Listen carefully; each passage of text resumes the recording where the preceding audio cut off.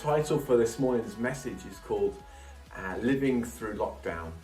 As you can know and tell and feel that we're in uncertain times, and last week we preached and heard a message about growing through uncertainty and being intentional about not necessarily being on pause, but persevering and really seeking God through these times. And today I want to just really focus again on living through the lockdown and really speaking a message of hope and life during these times. And as you can see, really we just want to encourage you through these moments and look at some life lessons we can learn through the Bible.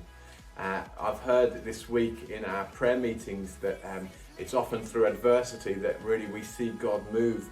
Of course, God can move through all sorts of ways, but actually it's in these moments that we see those breakthrough. And I remember somebody once said to me that we often want a miracle, we don't want to be in a situation that requires one. But actually, whether we're praying for a miracle or not, we're in times that are very trying and hard, and it's difficult. And I think we're now about 7 weeks into lockdown, and it's maybe taking its toll. It might be getting harder for us, just dealing with the isolation. And we just want to encourage you and share a story from the Bible actually that has also experienced lockdown. You might not put it in the same terminology, or you might not have thought it that way, but we can learn and glean some great insights from the Bible today. And it's from Noah and the ark, the flood. Let me just put this picture on the screen for us. In a moment, I'm going to hand over to Beth, who's going to read for us the passage from Genesis 8. But before she does that, that will just perhaps bring to the climax of the story and lead us into the points that we want to share today. But actually we see here in this story, God has instructed Noah to build an ark, and then to go into it with his family, and also to take each kind of every animal into the ark. It's such a surreal story, maybe a bit like what we're going through now. It's all a bit surreal, and that God was going to send a flood, a great flood. If you want to read the story in a bit more detail, then go from chapter 6 and 7 leading into 8. But actually, Noah responded. He heard God and responded in faith by building this ark, and then the floods come. The floods come and wipe out all the life around them, apart from Noah, his family, and obviously the livestock on the ark. And actually, I just want to encourage us really in this time that they were forced into a moment of lockdown. Okay, they had the choice like we all did, but if we didn't, there would be other ramifications. And we see Noah here living a little bit differently to the way we are, but he went into isolation. So he went into lockdown with his family, with the animals. Can't even imagine what that must have been like. But then we get to chapter 8 now, and Beth's just going to read from chapter 8, and then we'll share some thoughts from beyond that. I'm reading Genesis 8 and the NIV translation. But God remembered Noah and all the wild animals and the livestock that were with him in the ark, and he sent a wind over the earth, and the waters receded. Now the springs of the deep and the floodgates of the heavens had been closed, and the rain had stopped falling from the sky. The water receded steadily from the earth. At the end of the 150 days, the water had gone down, and on the 17th day of the 7th month, the ark came to rest on the mountains of Ararat. The waters continued to recede until the 10th month, and on the first day of the 10th month, the tops of the mountains became visible. After 40 days, Noah opened a window he had made in the ark and sent out a raven, and it kept flying back and forth until the water had dried up from the earth. Then he sent out a dove to see if the water had receded from the surface of the ground.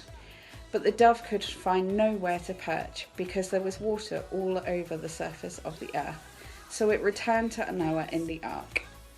He reached out his hand and took the dove and brought it back to himself in the ark. He waited 7 more days and again sent out the dove from the ark.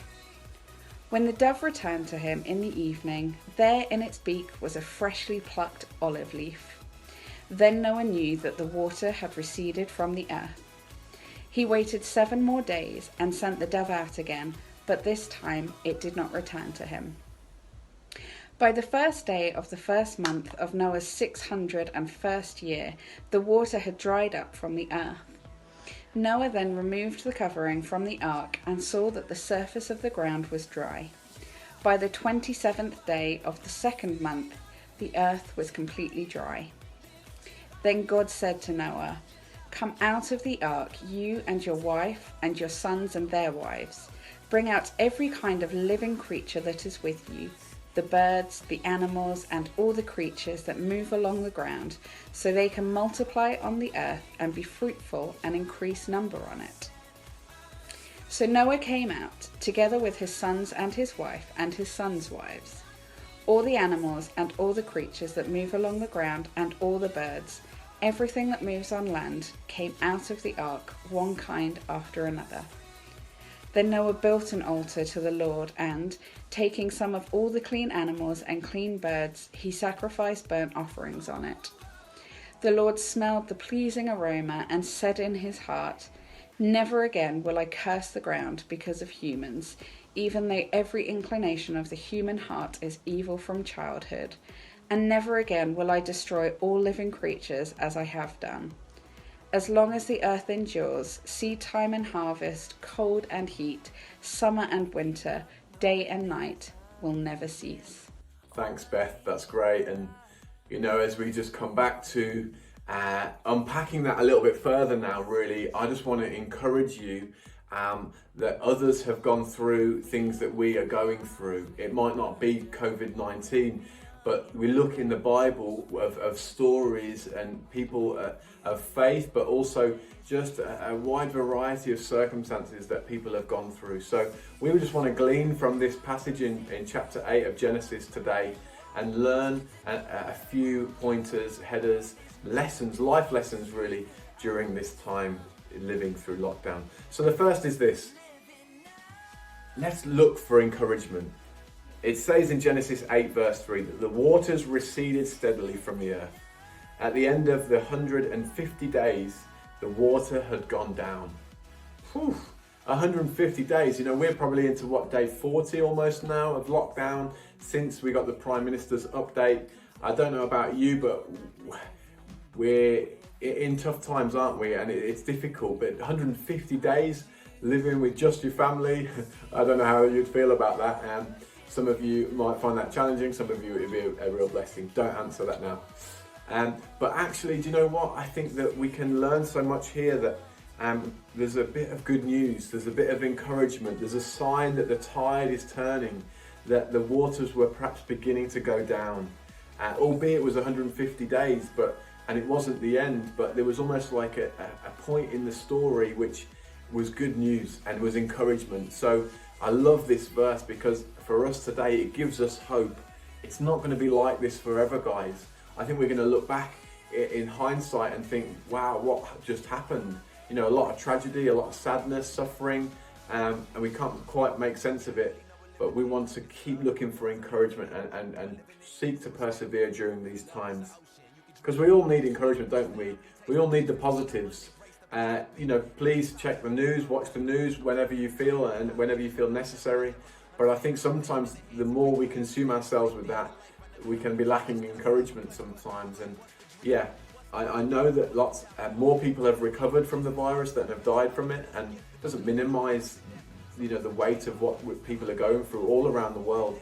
But we want to be looking for those little snippets of encouragement, those stories of goodness, that people are doing okay, that we're seeing some great things in our community. We shared last week about how we're seeking to impact our community and spiritually with God's love through helping and giving and serving in the ways we can. So let's be looking for encouragement, I would say.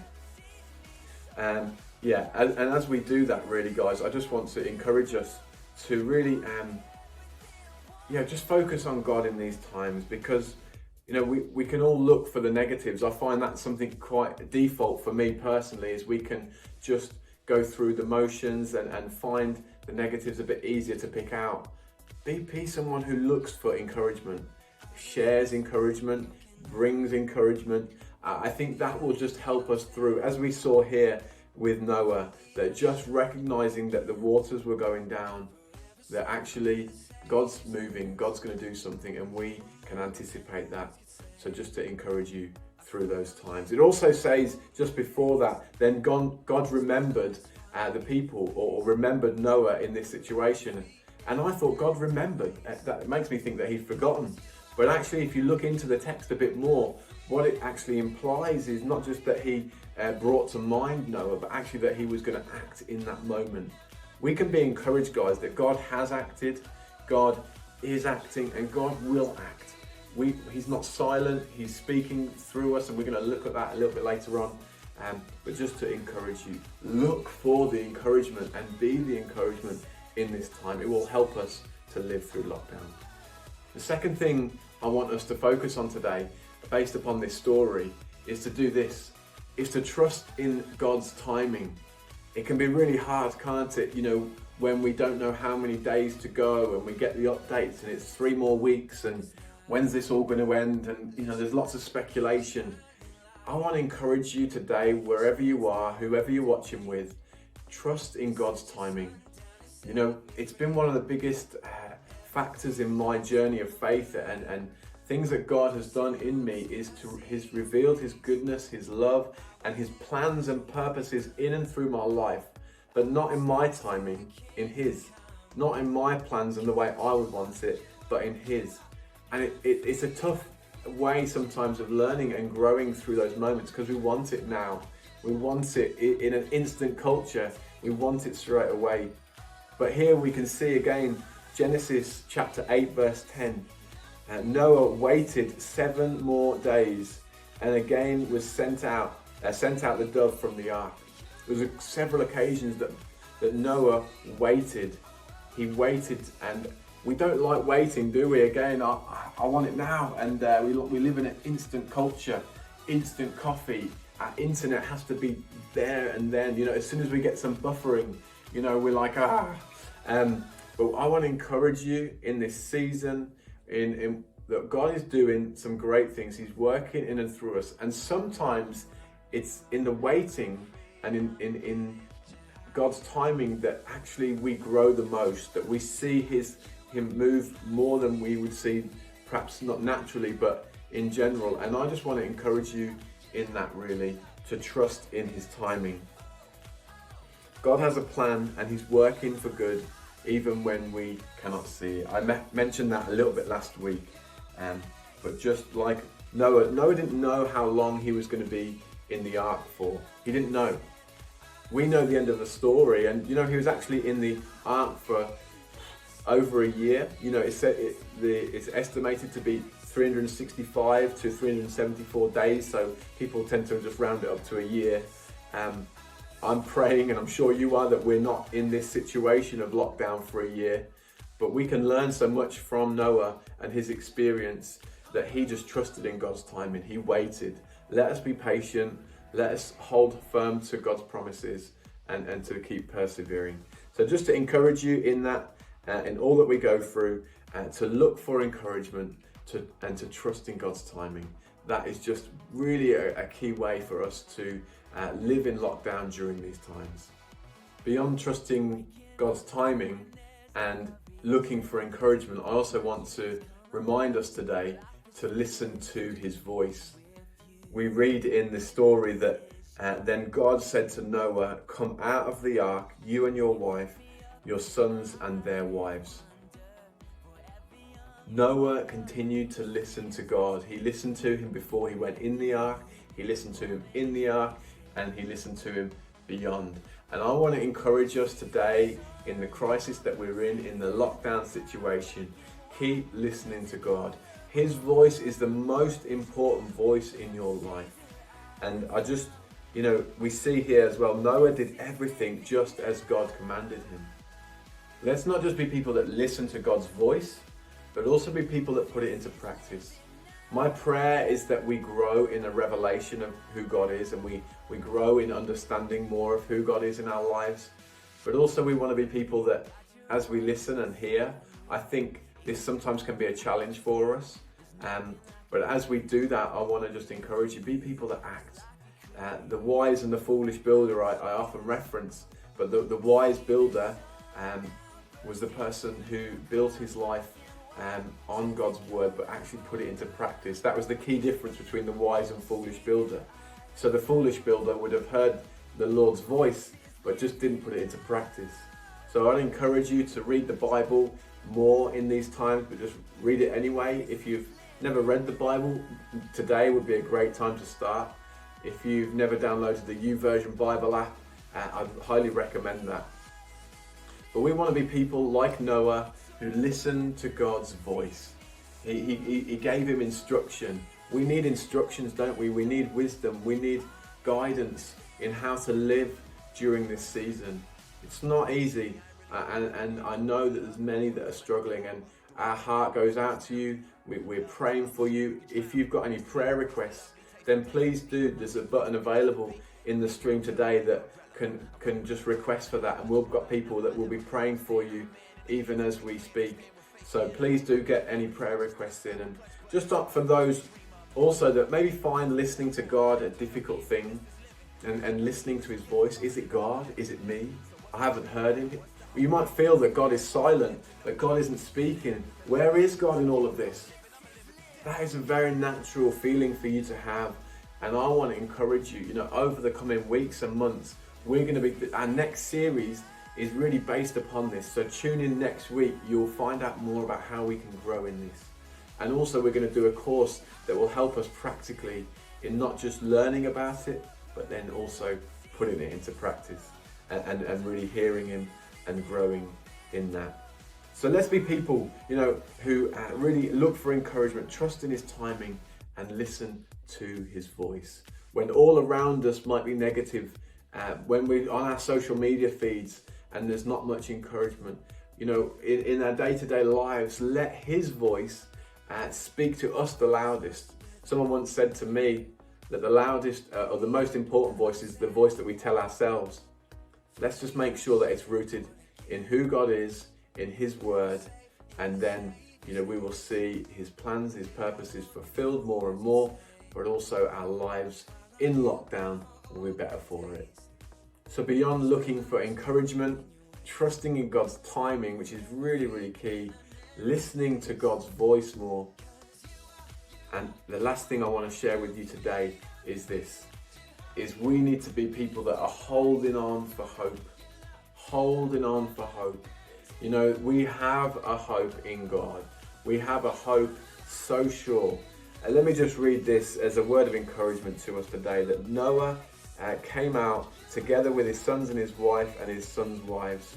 It also goes on to say that the animals came out as well.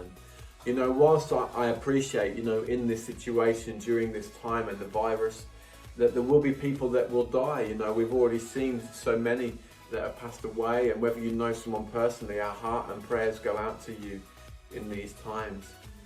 But we want to remind you of a hope that isn't just coming out of the ark, that isn't just getting through this particular season of the virus, but a hope that is life eternal, a hope that isn't just dependent upon the here and now.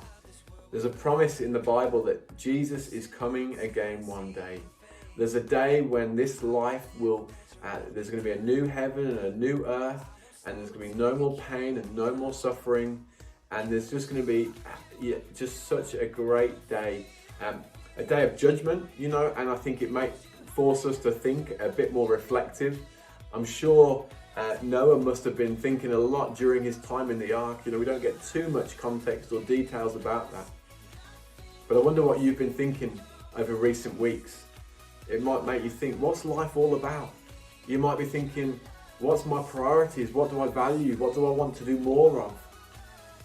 You might have even made a list of the things you want to do when you get out, and when life changes again and reverse back to a new normal, or life changes beyond this. But I want to encourage you, let's not just live for this life alone. Let's hold on to a hope that says in Ephesians, in the book of Ephesians, chapter 1:18, that the riches of his glory inheritance. There's an inheritance, there's a reward, there's life eternal with God forever is available today. Whether you're a believer today, I want to remind you to keep holding on to that hope. Keep seeking God and reminding yourself of all that God has in store for you, not just today, but forevermore. But it may be if you've not made that decision today, we want to just encourage you and give you the opportunity to. There's again a feature on the screen or available to you today, just to click the button to respond to becoming a Christian. You know, if you're interested in knowing more about what it means to become a Christian, or if you want to make that decision to give your life to Jesus today, just take an opportunity right now or in the next few moments to click that button to respond to who Jesus is and to have the hope of eternal life, to give your life to Jesus and for life never to be the same again. And actually, when you're going through difficult times, in the storms of life, you know that you have a hope. And we all need hope. We all long for hope, and it keeps us going through these times. So my prayer is that those that are believers hold on to this and carry this. And if you've not made that decision today, it's the best decision you could ever make, to give your life to Jesus, to receive forgiveness, to surrender yourself to him. And actually, we'd love to talk with you more. So please do click that button if you are interested. As I come to conclude, it says in Hebrews chapter 10:23, let us hold unswervingly to the hope that we profess, for he who promised is faithful. Let me just give you this encouragement before we close. He who promised is faithful. God will not let us down. God is with us in the storm. He is with us through this crisis. He was with us, he is with us, and he will be with us forever. We have that promise, that assurance. And I just want to encourage you, wherever you're watching again, God loves you and God is with you. Take hold of that today. Hold on to the hope. And we're going to come to a time of Q&A now. So just a reminder, look for encouragement. Trust in God's timing. Listen to his voice and hold on to the hope that we have in Jesus Christ.